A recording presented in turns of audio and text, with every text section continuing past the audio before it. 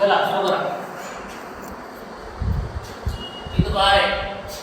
The rate of change of surface area of sphere of radius r. The rate of change of surface area of sphere म्हणजे sphere. सर्वांना बाहेर पडलो. Sphere म्हणजे असतो. This is your sphere. Sphere म्हणजे गोल असतो.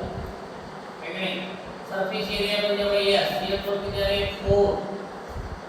4 pi r square. This is the surface area.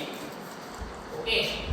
Surface area of sphere आहे. The rate of change of surface area of sphere of radius r, where the radius is increasing at the rate of radius is increasing.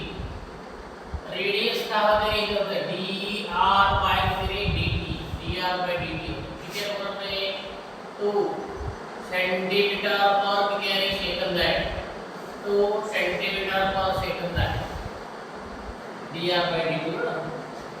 तर तुम्हाला ते विचारलेलं आहे surface काढा आहे पण हे ds by dt काढा किती आहे ds by dt किती आहे ते काढा असं तुम्हाला प्रश्न आहे. रेडियस किती आहे r आहे. तुम्हाला सूत्र माहिती पाहिजे s बरोबर किती आहे 4 pi r चा वर्ग. तो पहिले डिफरन्शिएटिंग विथ रिस्पेक्ट टू काय करायचं आपल्याला t करायचं. तो पहिले ds by किती आहे dt आणि 4 पाय कसा रे कॉन्स्टंट आहे तो सोडून टाका. r वर्गचं काय झालं रे 2r झालं आणि इथे किती आहे dr बाय किती होतं रे dt. r चा किती होतो dr बाय dt होतो.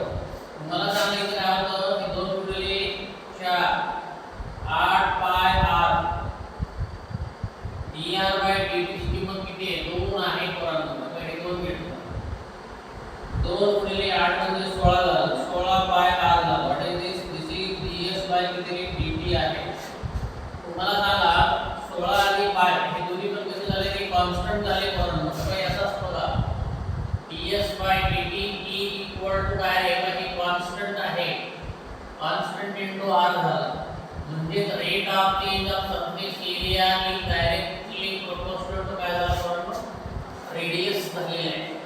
म्हणून तुमचा आन्सर कोणता बरोबर आहे आन्सर सी बरोबर आहे.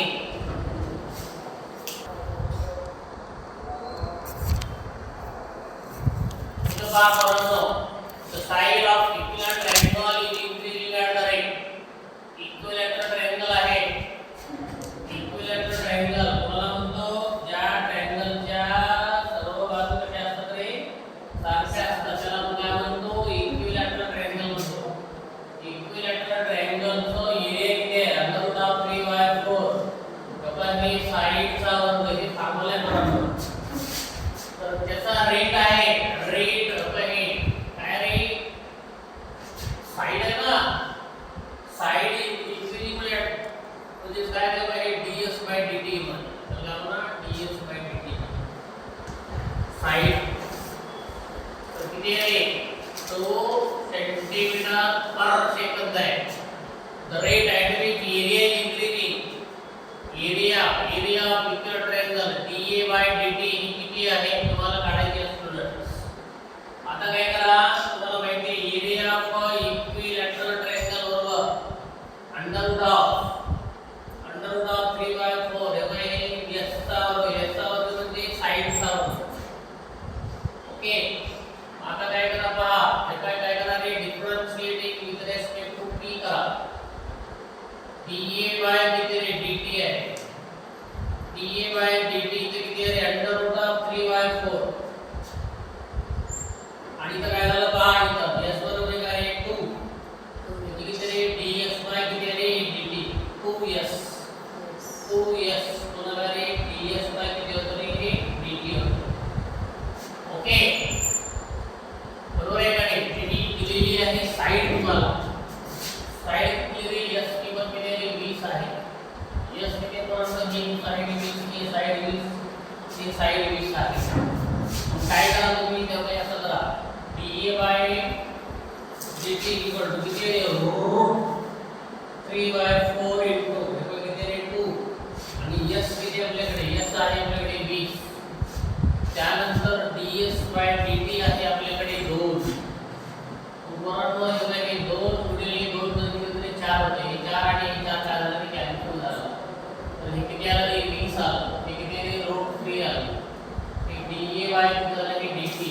एरिया कशामध्ये असतो ते सेंटीमीटरचा वर्ग असतो, टाइम कशामध्ये असतो ते सेकंदामध्ये असतो. √20√3 सेंटीमीटर स्क्वेअर पर सेकंद आहे. तर काय वगैरे 20√3 हे आन्सर कोणतं तुमचं आन्सर सी आलेलं आहे. तर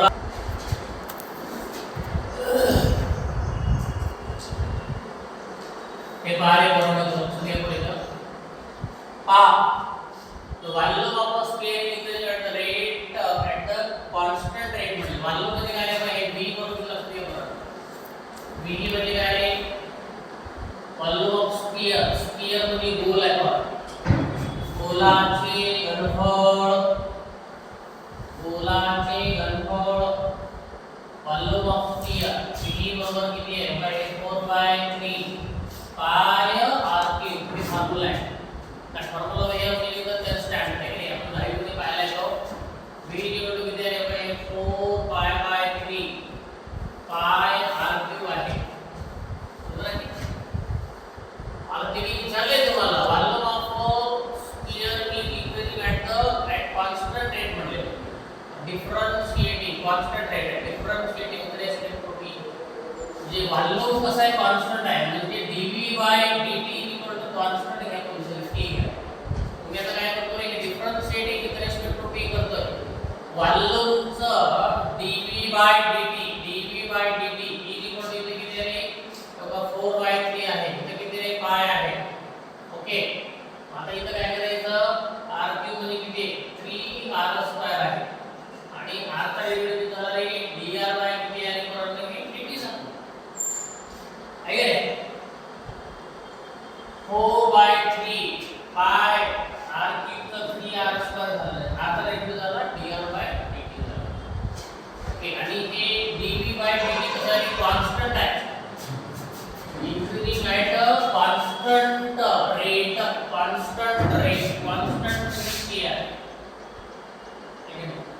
हाथी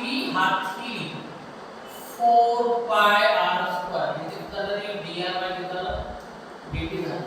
ओके काय म्हटले then the rate at which its radius is increasing म्हणजे dr/dt काढा. म्हणजे इकडे उलटा काय करावे त्याने काय लावले k बाय किती आहे 4πr² काय झालं रे dr/dt झालं. त्याला आपण काय म्हणतो कॉन्स्टंट म्हणतो काय म्हणतो कॉन्स्टंट म्हणतो. आणि s बरोबर किती s म्हणजे सरफेस एरिया त्याला 4/r² म्हणजे सांग बघा बघा हे 4/r² साठी काय घ्या सरफेस एरिया बरोबर काय आहे dr/dt आहे. तुम्हाला माहिती आहे समजा असलेला काय लिहिलं dr/dt काय लिहिलं बरोबर आहे कॉन्स्टंट लिहून लिहिलं इकडे लिहिलं अपावर किती आहे बघा हे 4πr² आहे. मला सांगा हे dr/dt rate of increase rate is that inversely proportional to s inversely खाली कोण आहे s आहे s म्हणजे कोण आहे 4πr² ला आपण काय म्हणतो s म्हणतो s चा अर्थ काय surface area of a sphere आहे. म्हणून rate of change of radius inversely proportional to surface area. म्हणून पहिला कॉन्स्टंट आहे प्रोपोर्शनल टू रेडियस नाही इनवर्सली प्रोपोर्शनल टू रेडियस नाही inversely proportional to surface area inversely proportional to काय surface area. प्रश्न कसा आहे पहा moving along the x axis there are 2 points with x axis पूर्वी पण काय करताय x axis वर मूव्हिंग झाली x axis कसा असतो कसा असतो they are moving along the x axis.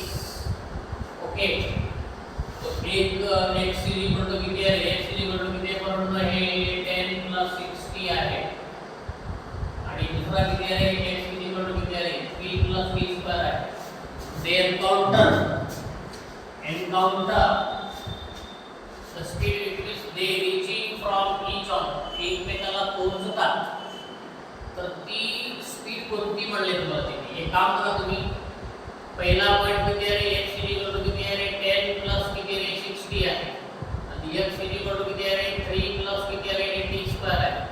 हे काम करा तुम्ही, हे पण x आहे हे पण x आहे म्हणून हे बरोबर हे होते ते किती आहे 3 प्लस किती आहे t square equal to 10 plus किती बरोबर आहे 60. हे डाव्या बाजू सारख्या म्हणून उजव्या बाजू सारख्या झाल्या. आता ह्याला इकडे ओढले आपण त्याला किती 3 प्लस किती आहे 80 स्क्वेअर आहे मायनस 10 आहे मायनस 60 इक्वल टू किती झाले 0 झाले. मला सांगा आता इथे किती आहे 80 स्क्वेअर आहे मायनस किती आहे 60 आहे 7 10 मधून 3 गेले मायनस 7 राहिले इक्वल टू किती झाले 0 झाले. आता हे जे अवयव काढा करून अवयव काढतो ते करून 80 स्क्वेअर मायनस किती आहे 70 आणि प्लस t मायनस किती आहे 7 इक्वल टू 0 अवयव काढले प्लस t कुठे काढायचे आपल्याला 70 तो 80 गेला तर 60 राहतात 7 into 1 म्हणजे 7 झाला आहे. तेव्हा तो कॉमन काढाया तेव्हा तो कॉमन काढा t कॉमन आला तर t minus 7 plus 1 कॉमन काढा रे t minus 7 इक्वल टू किती आहे 0 आहे. एक ब्रॅकेट t minus 7 झाला एक ब्रॅकेट t plus 1 झाला equal to 0 t minus 7 equal to 0 t plus 1 equal to 0 सगळे इथं t minus 7 t minus लिहिलेला आहे. तर पुन्हा t plus किती आहे मग दोन ब्रॅकेट बरोबर 0 म्हणून प्रत्येक ब्रॅकेट बरोबर 0 होतो. आता हे t बरोबर झाले 7 झालं आणि t बरोबर झाले -1 झालं. टाइमची किंमत कधी पण काय नसते मायनस नसते कधी पण काय नसते मायनस नसते म्हणून t ची किंमत किती आली 7 झाली. मग आता काय तुमच्या पोरांना हे बघा ही वेलोसिटी काढा कंपोनेंटच्या ह्याच्यावरती काढा वेलोसिटी ह्याच्यावर काढायची आणि वेलोसिटी म्हणजे काढायची पण काढायची. वेलोसिटीचा फॉर्म्युला याला v1 म्हणा dx by dt d by dt x घ्या. इथं काय करणार आहे इथं काय करणार आहे 10 प्लस किती आहे 60 डेरिव्हेटिव्ह काढा. बरोबर मला सांगा की असं असतं ते डेरिव्हेटिव्ह ऍप्लिकेशन ऑफ डेरिव्हेटिव्ह अर्थ काय याचा डेरिव्हेटिव्हचा उपयोग काय आहे. 10 चा डेरिव्हेटिव्ह 0 झाला 60 चा डेरिव्हेटिव्ह 6 आला त्याला रे 60 चा डेरिव्हेटिव्ह दिलेला आहे त्याला v1 म्हणला काय म्हणाले v1 म्हणलं सरळ बोलला काय 10 चा डेरिव्हेटिव्ह 0 येतो 6 चा डेरिव्हेटिव्ह फक्त 6 आला. आता v2 घ्या v2 इक्वल टू किती पुन्हा एकदा dx by dt घेतो परत dx by dt घेतो d by dt आणि dx x इथं आहे किती आहे हे 3 प्लस किती आहे पण t स्क्वेअर आहे 3 चा डेरिव्हेटिव्ह 0 2t चा डेरिव्हेटिव्ह 2t आला तर हे 2t आला t ची किंमत किती पडणार t ची किंमत किती आहे t ची किंमत आहे 7 ची किंमत किती आपल्याकडे 7 आहे आणि म्हणून काय हे v2 इक्वल टू झाला रे 14 झाला v2 किती झाला 14 झाला v2 किती झाला 14 झाला. ते इंटरसेक्ट इच अदर they काय करतात रे they encounter each other encounter करते encounter कुठे encounter करतात रे v2 मायनस काय आहे हे v1 किती आहे 14 मायनस 6 इक्वल टू झाला 8 centimetre per second 8 centimetre per second या स्पीडला काय होते ते दोघं जण एकमेकाला एन्काउंटर होतील आणि म्हणून तुमचा आन्सर पण बरोबर आहे सी आन्सर पण बरोबर आहे. ओके